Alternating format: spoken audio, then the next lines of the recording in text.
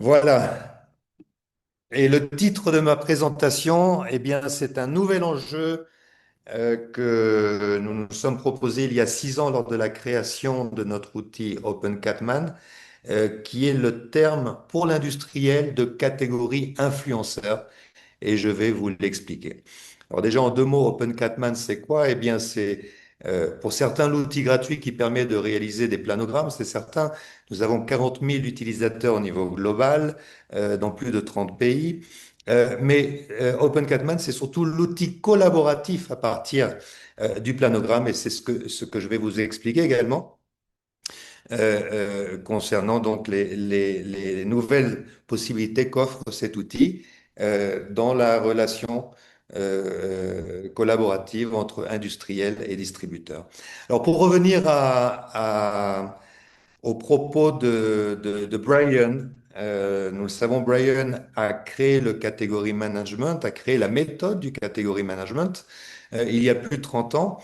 Ce qui était vraiment admirable dans sa démarche, c'est qu'il a proposé, et je pense qu'il l'a rappelé hier, au-delà des négociations, c'est-à-dire que le category management ne permet pas d'éviter la négociation, mais au-delà de la négociation, le category management ouvre une fenêtre entre l'industriel et le distributeur euh, pour envisager une option de croissance de la catégorie. Hein, je pense que c'est ce qui est important à retenir dans le principe. Les 8 pas que nous observons ici sont les pas de la méthode. Alors, parfois, il y a des confusions sur la méthode. C'est pas une analyse en général de la catégorie, c'est toujours une analyse au point par point, c'est-à-dire auprès de chacun des clients, auprès desquels on réalise donc un diagnostic afin d'identifier un potentiel de croissance, donc entre le client, distributeur et l'industriel.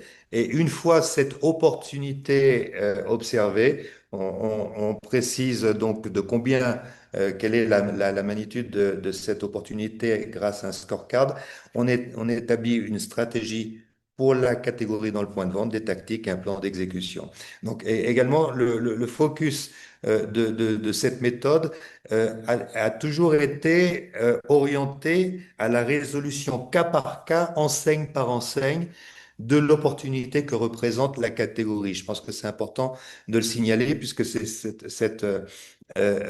cet objectif qui permet la collaboration. On ne parle pas en général de la catégorie, on parle très précisément de la situation de la catégorie auprès de chacun des clients. J'aimerais rappeler la raison pour laquelle les entreprises peuvent être à même d'investir dans le category management et dans une équipe dédiée au category management. Hier, on a évoqué le fait que bien souvent, voilà, ce sont des équipes auxiliaires aux autres départements. Et je pense qu'elles ne le sont pas, en tout cas, elles ne devraient pas l'être. Le marketing, on le sait, génère de la demande auprès des consommateurs, hein, donne envie de consommer. Le département de CAM, de vente, active la marque auprès des clients, c'est certain, et défend la position de la marque auprès des clients. Que fait le category management? Eh bien, il développe la catégorie auprès des clients. Et quand je dis développer la catégorie, on l'a nommé hier, c'est effectivement trouver des nouveaux leviers de croissance, c'est certain. On les trouve bien souvent dans les missions d'achat ou les occasions d'achat des shoppers au point de vente. On arrive à les identifier et bien souvent, elles se réalisent avec la croissance de certains nouveaux segments de consommation ou d'achat dans les points de vente. Mais au-delà de cette croissance recherchée au point de vente, ce qu'il faut bien comprendre, c'est que dans un même point de vente, on va trouver sur les PGC, par exemple, plus de 250 catégories. Et le rôle du catégorie manager, c'est bien celui d'être l'ambassadeur de la catégorie. Et si on doit définir un concurrent de la catégorie, puisqu'on prend la catégorie dans son ensemble, eh bien, ce ne sont pas bien sûr les autres marques qui constituent la catégorie, mais les autres catégories. Et ça, c'est un point très important. C'est-à-dire que sans catégorie management, vous allez laisser les autres catégories prendre de l'espace à votre propre catégorie dans le point de vente. Donc, en fait, le catégorie management est vraiment une équipe d'avant-garde dans le point de vente qui prépare l'espace et anticipe le développement de la catégorie au point de vente. C'est très important de comprendre cet enjeu parce que c'est cet enjeu qui justifie l'investissement dans ce département. Ce pourquoi nous avons plus besoin d'hommes d'action, d'hommes et de femmes d'action, que d'analystes, hein, comme nous l'avons évoqué hier. Dans ce contexte, le distributeur, la grande distribution, a également un problème aujourd'hui qu'il n'avait pas il y a 30 ans lorsque nous avions commencé notre carrière. Je parle pour les derniers intervenants. Et donc, quel est le nouveau défi pour les distributeurs? Eh bien, c'est l'omnicanalité, hein.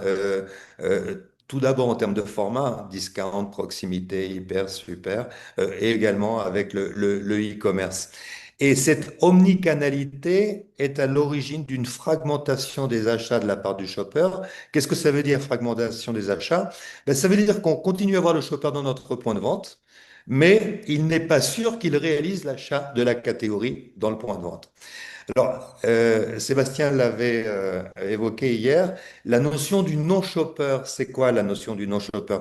Là, je prends un exemple puisque c'est ce que j'ai sous la main. Je suis au Mexique aujourd'hui et nous travaillons avec Walmart localement. Ça, ce sont les données shopper de Walmart au Mexique, mais vous allez avoir la même situation en France auprès de toutes les enseignes. Au Mexique, un shopper visite 10 enseignes en moyenne pour la provision de ses achats pour le foyer.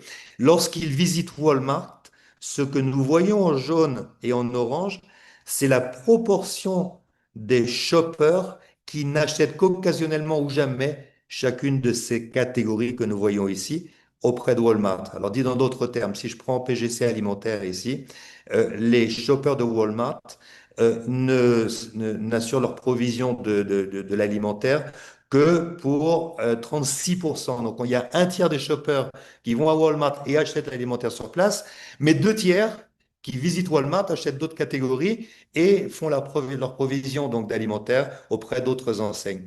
Ce schéma, on le rencontre presque au niveau global, hein, c'est la présence des multiformats, tel que nous l'avons évoqué.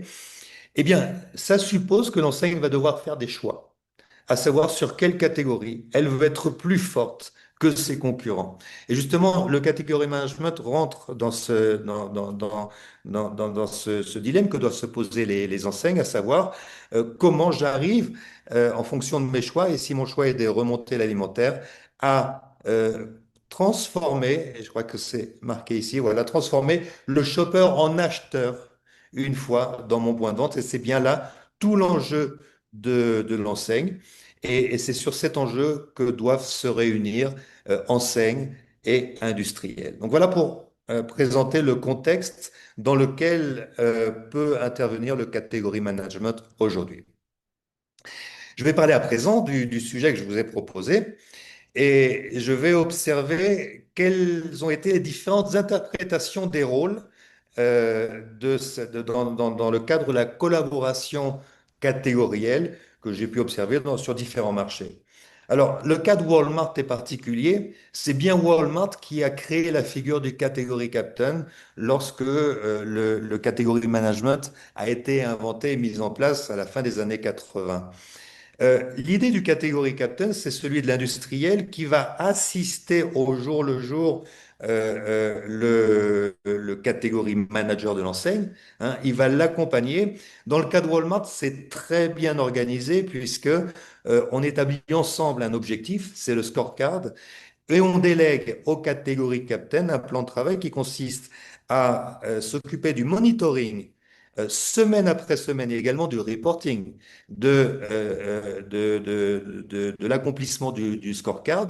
Donc voilà, le rôle d'un catégorie manager, c'est vraiment d'observer si on arrive semaine après semaine à accomplir les objectifs qui ont été fixés, mais également en livrant 100% des planogrammes pour permettre l'exécution au point de vente de ce qui a été décidé. Alors, dans les 100%, il y a une notion de coût. Il faut dire aussi qu'il y a une très grande opportunité de la part de certaines chaînes comme Walmart qui a été de déléguer finalement ce que représentait le coût de la représentation de ce que nous voulions mettre en point de vente.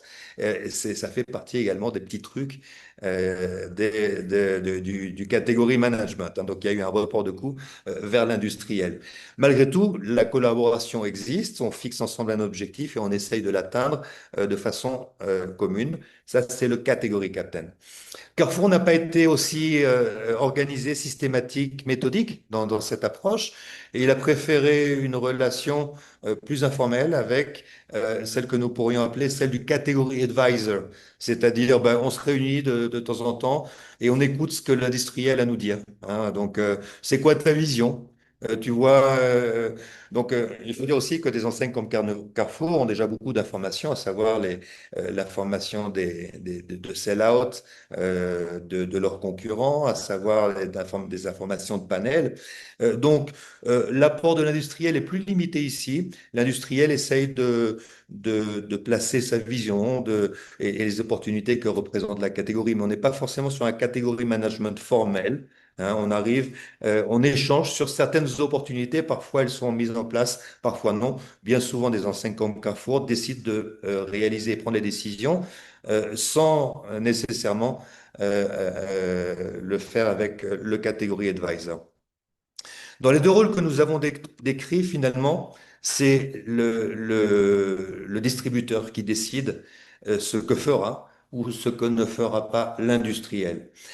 Et c'est justement sur cette question que nous avons travaillé lorsque nous avons lancé Open Catman, puisque notre intention est de laisser une marge de manœuvre à l'industriel pour faire aboutir sa vision en point de vente. Et cette marge de manœuvre, nous essayons de la concrétiser au travers d'un terme qui est celui de catégorie influenceur. Alors, je vais vous l'expliquer et on va voir quelle peut être donc la différence entre un catégorie captain, un catégorie advisor, si l'on utilise ce terme de catégorie influenceur. Alors, le catégorie influenceur, c'est qui? C'est un industriel, je parle bien d'un industriel, qui devient lobbyiste de la catégorie. Il propose des solutions clés en main à ses clients. Il adapte ces solutions de façon collaborative et il met à disposition ses équipes de terrain pour aboutir sur l'exécution de cette vision qu'il propose au marché. Une façon d'expliquer le fait d'être catégorie influenceur et lobbyiste de la catégorie, c'est répondre déjà à cette question. Et certainement, pourrez-vous y répondre. Qui est le premier homme qui a mis le pied sur la Lune? Vous vous en souvenez? Sébastien. Est-ce que tu t'en souviens? Tu n'as pas ton micro. Et pas mon micro, mais c'est quelqu'un qui a le même nom qu'un jazzman. Exactement, voilà, Armstrong, effectivement. Je suis né le 21 juillet 1969, donc je suis bien obligé de connaître cette date et de connaître ce premier homme qui a bouleversé, qui a changé notre histoire. La question, c'est qui est le second? Ah là, c'est dur, hein. Et justement, nous avons ici la réponse à la question, c'est-à-dire que l'industriel qui est le premier à prendre la parole sur sa catégorie sera celui qui imprimera sur le marché sa vision, principalement, non? Donc Buzz Aldrin, c'est le second. J'ai dû le relire avant la présentation parce que j'avais encore un doute. Donc voilà la grande question. Être le premier à prendre la parole sur sa catégorie, c'est vraiment fondamental parce que lorsque le distributeur rencontrera une difficulté sur la catégorie parce que ses concurrents lui prendront des parts de marché, eh bien, il appellera directement celui qui est le plus au fait des solutions sur la catégorie. Alors, les solutions sur la catégorie, c'est être, de la part de l'industriel, c'est d'être à l'origine de la propagande de la solution finalement. Nous pouvons faire croître votre catégorie ou votre masse de marge, pardon, à deux chiffres, hein. Donc, sous-entendu, votre chiffre d'affaires est pour autant la marge dans les mêmes proportions, en activant les segments qui correspondent mieux aux occasions d'achat des consommateurs. C'est un exemple de message, mais c'est en tout cas suivant la clé que vous avez trouvée pour la croissance de votre catégorie, ce qu'il faut marteler tous les jours et à tous les niveaux auprès de vos clients, les enseignes, parce que vous êtes les détenteurs de cette solution et le seul à savoir comment la mettre en place dans les points de vente. Donc c'est vraiment celui-ci le point de départ du catégorie influenceur. Il détecte dans la catégorie quelle est la solution. Il ne reste pas timide en attendant que la chaîne vienne le chercher pour lui dire gentiment, ah ben peut-être que la vision c'est celle-ci. Non, notre vision c'est celle-ci et ce qui fait croître la catégorie, ce sont ces solutions. Voilà, donc ça c'est le premier point et le plus important et on doit être le premier à le dire. Le deuxième point, et c'est là où interviennent les outils que nous avons développés dans notre vision et pour satisfaire cette vision, c'est qu'on ne va pas attendre que le client nous sollicite pour donner une nouvelle orientation à sa catégorie. On va préfabriquer les solutions en fonction des différentes régions, hein. On sait que on ne consomme pas de la même façon dans chaque région et en fonction des différents formats. Dit autrement, le catégorie influenceur a déjà dans sa poche tous les planogrammes qui représentent chaque région et chaque format prêt à l'emploi. Ces planogrammes peuvent être utilisés par les responsables du catégorie management, peuvent être utilisés par les CAM, peuvent être utilisés par la force de vente. Ce sont des exemples de ce qui doit être mis en place dans chaque format et dans chaque région. Et on va voir comment on peut les utiliser. Dès lors que le distributeur est prêt à se poser la question de comment optimiser sa catégorie dans le point de vente, eh bien, ces ressources, ces planogrammes sont disponibles et peuvent être adaptés à différents niveaux par la force de vente, par les négociateurs au niveau national, par les équipes de catégorie management. L'adaptation, en quoi consiste-t-elle? Eh bien, nous allons le voir dans un exemple par la suite, par une adaptation supervisée par le catégorie management et faite à distance et en collaboration sur le même planogramme. Donc, finalement, là, on parle vraiment du point de vue tactique pour arriver à apporter une solution pratique, rapide à mettre en place, point de vente par point de vente, et particulièrement pour autant adapté à la situation des indépendants. Et pour la mise en place, il y a toujours une notion de secret dans le catégorie management. On va surtout pas dire ce qu'on a fait et ce qu'on a accordé auprès d'une chaîne intégrée, surtout, et par peur que les concurrents le sachent, etc. Les décisions prises pour un linéaire, pour une chaîne et dans un cluster de points de vente, etc., pour que ça aboutisse au point de vente, eh bien, il va falloir mettre dans la boucle les chefs de rayon des points de vente, les merchandiseurs, les promoteurs, les vendeurs, les vendeurs, les régionaux. L'information de ce qui doit être mis en place doit être disponible à tout moment sur tous les dispositifs pour toutes les catégories qui méritent un changement. Donc, à la fois partagé auprès du distributeur et ses équipes, mais à la fois également partagé auprès des équipes de l'industriel, parce qu'il arrive trop souvent que l'on fasse un plan de catégorie et le premier à détruire le plan de catégorie, entre guillemets, eh bien, c'est le merchandiseur qui visite le point de vente, qui n'a pas les mêmes objectifs que ceux qui ont été tracés au niveau de la centrale.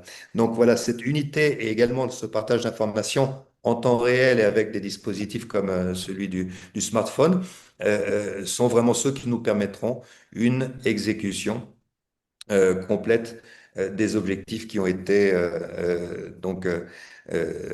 décrits dans le plan de la catégorie. Je vais vous donner deux exemples d'applications et ça va nous permettre d'imaginer comment on peut faire vivre un plan de catégorie influenceur. Tout d'abord sur un autre marché, celui de la Colombie avec Unilever. Donc, avec Unilever, nous avons travaillé de façon à élaborer différents modèles d'implantation en fonction des canaux de distribution. Donc, qu'il s'agisse de supermarchés, d'hypermarchés, mais également de pharmacies, hein. Donc là, donc Unilever a abouti à pouvoir représenter une offre représentant chacun de ces formats. Cette information est disponible au niveau marché. Donc, on y accède et donc une chaîne qui se pose la question à savoir comment entreprendre la catégorie de déodorant pourra consulter cette information. Et en faisant clic donc sur ce lien, eh bien, le distributeur qui le souhaite accède directement à la proposition sous forme de planogramme de Unilever. Et à partir de là, qu'est-ce qui se passe pour Unilever? Eh bien, Unilever reçoit un message et dit, voilà, telle personne a fait clic sur cette proposition. Si tu le souhaites, tu peux l'assister. Et donc, dès lors que on a fait ensemble le clic, enfin qu'il s'agisse d'un client, hein, puisqu'il y a également des curieux qui peuvent accéder à cette information, eh bien, on peut dire bonjour, je suis à ta disposition pour actualiser ce planogramme. Ça veut dire quoi actualiser? Le terme n'est peut-être pas le plus précis. Ça veut dire que ensemble, eh bien, nous allons dire, OK, ça c'est un point de départ, mais ton assortiment est peut-être différent. Tu as d'autres fournisseurs, tu as ta marque propre. Rajoutons ta marque propre au projet et voyons comment, sans modifier cette intention d'organisation et cet assortiment qui est proposé, adapter ce planogramme. En moins d'une heure, on arrive à aboutir à un planogramme qui correspond vraiment aux besoins du client. Et donc, on partage ce planogramme de différentes façons. Ça peut être en PDF et ça peut être également directement en ligne en partageant le planogramme pour qu'il puisse être mis en place auprès du distributeur. Donc, voilà le premier exemple. Et il s'agit de la Colombie. Un deuxième exemple, nous l'avions fait il y a quelques années avec les sels, les Guérandais. L'approche était similaire à celle-ci, si ce n'est que l'intention était également la propagation, la diffusion donc de la vision de l'entreprise sur la catégorie 1. Donc là, on parle bien encore de ce rôle de catégorie influenceur. Donc, en association avec Je bosse en grande distribution, nous avions réalisé cet article qui décrivait le sel. Hein, dans tous ses aspects, les différents segments qui constituent le sel, on parle de marque, puis de segment. Hein. Donc, cœur de marché, origine et spécialité, qui est la vision et la façon de segmenter des sels de Guérande, des sels guérandais. Et pour autant, l'aboutissement a une proposition de planogramme hein, qu'on trouve encore en ligne, vous pourrez le visiter. Et en faisant clic sur ce planogramme, eh bien, il se passe exactement la même chose. Vous avez l'option de vous connecter au compte OpenGatman, il est gratuit, donc vous pouvez le faire sans que cela soit représente un investissement ou bien de créer votre compte si vous ne l'avez pas encore fait et pour autant commencer à travailler dans l'adaptation avec cet industriel pour pouvoir faire aboutir votre vision et les besoins du distributeur au niveau de sa catégorie. Donc voilà la démarche, c'est un exemple de démarche. Alors à l'évidence, on a construit l'outil en fonction de notre vision. Je suis sûr qu'il y a d'autres outils et d'autres façons de faire pour aboutir à la vision. En tout cas, ce qui est important à retenir dans la vision que nous proposons, c'est que euh, l'industriel doit prendre la parole sur sa catégorie, doit être le premier à faire et doit proposer des solutions auprès de ses clients, des solutions qui permettent de répondre aux ambitions du client sur la catégorie, bien souvent aux problèmes compétitifs, concurrentiels que vivent les distributeurs sur la même catégorie, à savoir qui leur prend des parts de marché et être capable de mettre en place dans un temps record des solutions. On ne parle pas ici de 6 mois, d'un plan à 1 an ou à 2 ans sur une catégorie. Non, c'est arriver à réorienter une catégorie